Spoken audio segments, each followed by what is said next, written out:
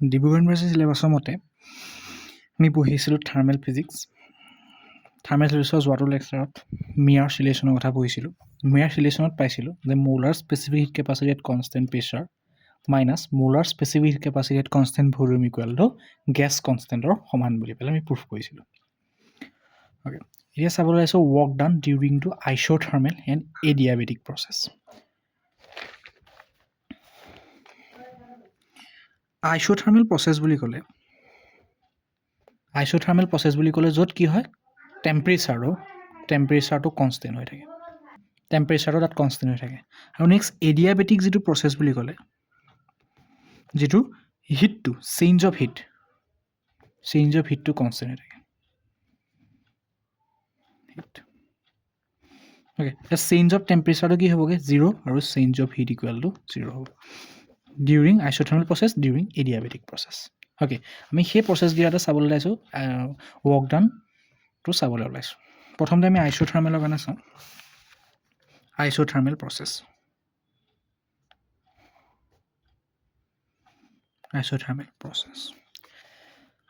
ধৰি ললোঁ আমি এটা কৰ্ডিনেট এক্সিছৰ কথা কনচিডাৰ কৰিলোঁ। ধৰি লওঁ আমি এতিয়া এক্স ডাইৰেকশ্যনত ভি ধৰিলোঁ আৰু ৱাই ডাইৰেকশ্যনত পি ধৰিলোঁ। হ'ল,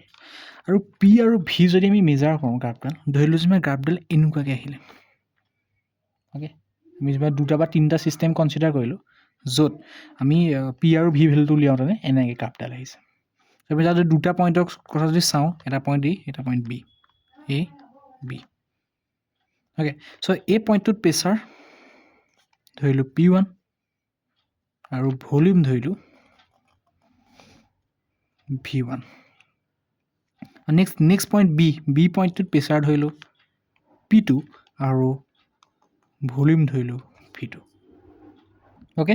বুজি পালোঁ। ধৰিলে আমি আকৌ এবাৰ চাইছোঁ, আমি এতিয়া গেছ এটা কনচিডাৰ কৰিলোঁ, এটা ছিষ্টেম কনচিডাৰ কৰিলোঁ য'ত গেছটো এক্সপেণ্ড হৈছে, যেনে ধৰি ললোঁ এৰ পৰা বিলে। অ'কে, গেছ পৰা এক্সপেণ্ড হোৱা গ্ৰাফডাল এনেকৈ আমি ডিনোট কৰিলোঁ। চ' ইয়াত এ আৰু দুটা বি ভেলু কনচিডাৰ কৰিলোঁ গ্ৰাফডালৰ ওপৰত। এ ভেলুটোৰ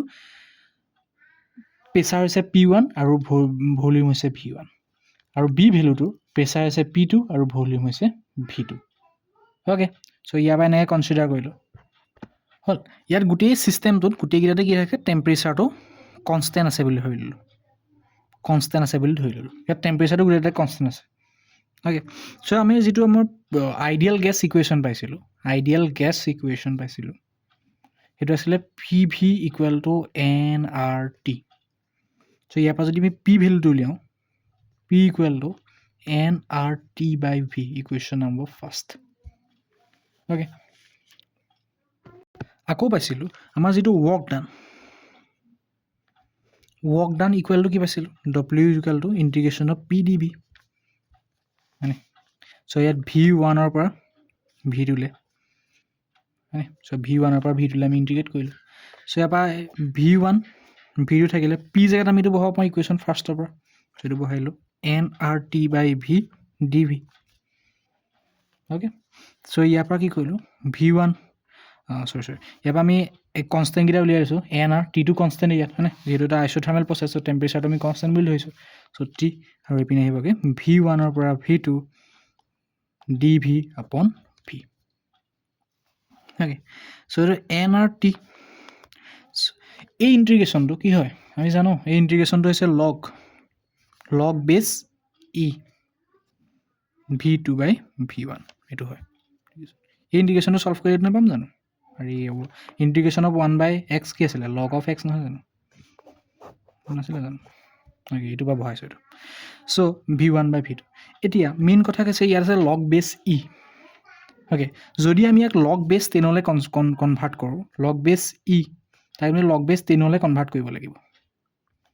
চ' আমি লগ বেছ 10লৈ কনভাৰ্ট কৰিলে 2.303, লগ বেছ 10লৈ কনভাৰ্ট কৰিলে 2.3026 লগ অফ 10 V2/V1 বুলি বহোৱা হয়। অ'কে, চ' এতিয়া মই ৱৰ্ক ডানটো পালোঁ। এইটো বুজি পাইছনে? চৰি এইটো নহয়, W ইকুৱেল টু কি পালোঁগৈ তেতিয়াহ'লে আমি যেতিয়া লগ বেছ 10লৈ যদি আমি কনচিডাৰ কৰোঁ 2.3026 RT লগ অফ 10 V2/V1 এইটো পালোঁ, এইটো ভেলু পালোঁগৈ। পালোঁ এইখন বুজি পালোঁ নে বাৰু তো লগ ই আছিলে তো লগ যদি 10লৈ কনভাৰ্ট কৰোঁ 2.3026 মাল্টিপ্লাই কৰিব লাগে খতম আৰু এনটো আমি কেলৈ নেলিখিলোঁ এনটো ইয়াতে মাল্টিপ্লাই হৈ গুচি গ'ল এন মিনছ কি number of mole so' number of মোলছো ইয়াতে মাল্টিপ্লাই হৈ গুচি গ'ল যদি আমি 1 নাম্বাৰ অফ মোলৰ কাৰণে লওঁ হয়নে 1 নাম্বাৰ মোলত কিমান থাকে 1 মোলত কিমান থাকে 6.022 ইনটু 10 টু দি পাৱাৰ 26 এনে আছিলে এভৰগেডছ নাম্বাৰ এভৰগেডছ চ' এইটো ইয়াত মাল্টিপ্লাই কৰি পেলাই লিখিলোঁ চ' আমি এইটো এনেকৈ মনত ৰাখি থ'লেই হৈ গ'ল বুজি পালোঁ চ' যদি আমি এনেকৈ লিখিবলৈ হ'লে আমি এনেকৈ কৰিব লাগিব let a n mole of an ideal gas and is allowed to expand slowly at constant temperature. Let a gas is expand from state A P1 V1 or B P2 V2 है A P1 V1 और B P2 V2 ले हमें expand होइसे या work done तो की होगा W is equal to क्या चले P dot dV V1 और V2 ले equation number 4 चलो next ideal gas equation number पाँच है PV equal to nRT so ये P value लिया ले nRT by V ये equation number 2 दिलो so ইয়াৰ পিছত কি ইকুৱেশ্যন নম্বৰ ফাৰ্ষ্টত পাইছিলোঁ আছিলে ৱৰ্ক ডানৰ ভেলুটো আছিলে এইটো পি ভেলুটো ইয়াত পুট কৰিলোঁ এন আৰ টি বাই ভি ডি ভি চ' এন আৰ টি যিটো এটা আইচ'থাৰ্মেল প্ৰচেছত টেম্পাৰেচাৰটো কি হ'ব কনষ্টেণ্ট হ'ব অ'কে ইয়াত টিটো কনষ্টেণ্ট হ'ব আইচ'থাৰ্মেল প্ৰচেছ চ' ডেল ভি আপন ডেল টি এইটো লগ এইটো লিখিলোঁ বুজি পালোঁ লগ ভি টু বাই ভি ওৱান লিখিব পাৰি বাট আমি এইটো কৈ পেলাই এইটো পালোঁগৈ বাট এইটো আমি মনত ৰাখিব নালাগে কাৰণ কেলৈ আমি যদি কম্পিটিটিভ এক্সামৰ কাৰণে চাওঁ মনত ৰাখিব নালাগে ইয়াত লগ বেছ ই আছে যদি আমি লগ বেছ 10লৈ কনচিডাৰ কৰোঁ কনভাৰ্ট কৰোঁ তেতিয়াহ'লে 2.3026 মাল্টিপ্লাই কৰিব লাগিব এইটো আমি যদি কিবা কম্পিটিটিভ এক্সাম ধৰক CUET জেম গেট কিবা কিবা যদি লাগে এইটো মনত ৰাখি থ'লে হৈ গ'ল এইটো হৈছে work done in isothermal process next চাম adiabatic process work done in adiabatic process তো চাবলৈ আৰম্ভ কৰিম এডিয়াবেটিক প্ৰচেছত কি হয় আমি মনত ৰাখিম এডিয়াবেটিক প্ৰচেছত সদায় এডিয়াবেটিকত পি আৰু ভি পি ইনটু ভি সদায় কনষ্টেণ্ট হয় পি ভি গামা মনত ৰাখিবা P V gamma equal to constant হয় গামা মানে কি আছিলে C P upon C V মনত ৰাখিবা মোলাৰ স্পেচিফিক কেপাচিটিত constant pressure divide by in constant ভলিউমৰ যিটো ৰেচো তাক ক'ব গামা আৰু ইন এডিয়াবেটিক প্ৰচেছত P V gamma equal to constant এইটো আমি পাই আহিছিলোঁ হাই ছেকেণ্ডেৰীত 11ত চ' ইয়াৰ পৰা আমি লিখিব পাৰোঁ যে কি P V gamma equal to কনষ্টেণ্টটো আমি কি আকাৰে লিখিব পাৰোঁ চ' এইটোৰ দ্বাৰা আমি লিখিব পাৰোঁ অ'কে ইয়াৰ পৰা আমি প্ৰেছাৰটো লিখিব পাৰোঁ প্ৰেছাৰ যোগালোঁ K V gamma equation number first হৈ গ'ল চ' আমি চ' এতিয়া ৱৰ্ক ডানটো কি হ'বগৈ V1 পৰা V2 P D V okay so' V1 পৰা V2 আহিলে পি জেগাত আমি এইটো বহাই দিলোঁ K V gamma D V যেতিয়া কেটো কনষ্টেণ্ট কেটো বাহিৰ লৈ ল'লোঁ V1 পৰা V2 আৰু ডি ভি আৰু V2 দি পাৱাৰ গামা এইটো আহিলে চ' এইটো যদি লিখোঁ কে এইটো গামাটো ওপৰলৈ গুচি যাব মাইনাছ অফ গামা V1 পৰা V2 ডি অফ ভি বুজি পাইছোঁ নে এইটো চ' ইয়াৰ পৰা এইটো লিখিলে কি হ'ব K V2 the power minus of gamma plus 1 divide by minus of gamma plus 1 বুজি পাইছেনে এইটো V2 হয়নে x to the power minus 1 ফৰ্মুলাটো কি আছিলে x to the power minus 1 plus 1 divide minus 1 plus 1 যদি ফৰ্মুলা নাছিলে জানো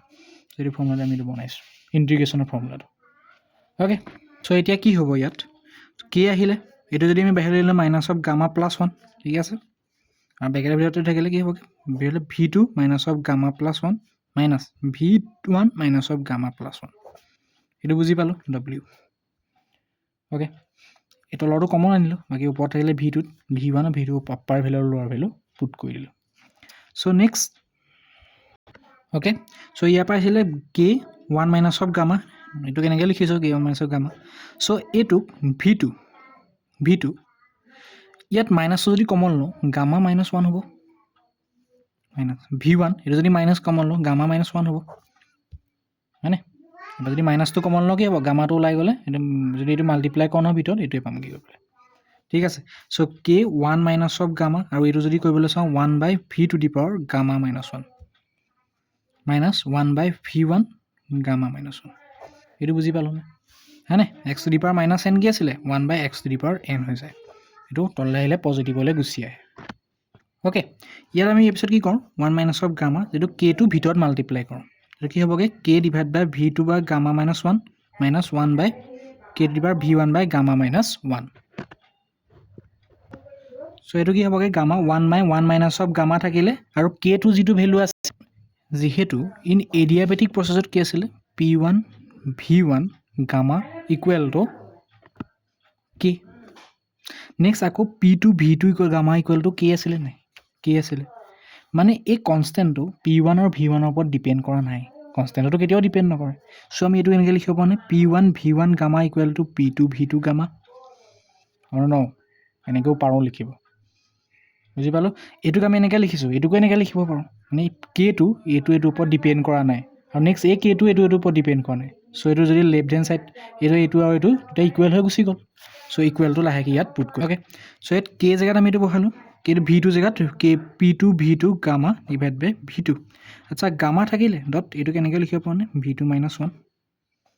মাইনাস k জায়গাত p1 v1 gamma divide by p1 gamma dot p1 minus of 1 এনেকৈ লিখিব পাৰো হয়নে এটা আমি এটো জাস্ট সেপাৰেট কৰি লিখিছো সো এটো ক্যান্সেল গল এটো ক্যান্সেল গল থাকিলে 1 minus of 1 by gamma divide বাই কি হ'বগে p2 এটো পলে গুছি গলে v2 হ'বগে minus p1 এটো পলে গলে v1 হ'ব বুজি পালো সো এটো পালো আমি w যেহেতু pv ইকুৱেল টু কি আছিল nrt আছিল হয়নে সো p1 ইয়াত তুমি কি লিখিব পাৰো 1 by 1 minus of gamma p2 v2 জায়গাত কি লিখিব পাৰো nrt2 minus মানে যেহেতু nr টো কনস্ট্যান্ট কাৰণে t2 ওপৰত ডিপেন্ড কৰিব নহয় জানো p2 v2 ইকুৱেল টু কি হ'বগে t2 সো nr t1 আহিলে সো ইয়াৰ পৰা কি হ'বগে nr টো কমন ললো 1 minus of gamma আৰু Ben থাকিবগে v2 minus of v1 সৰি t2 minus of t1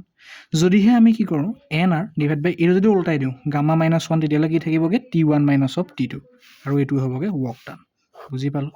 in adiabatic process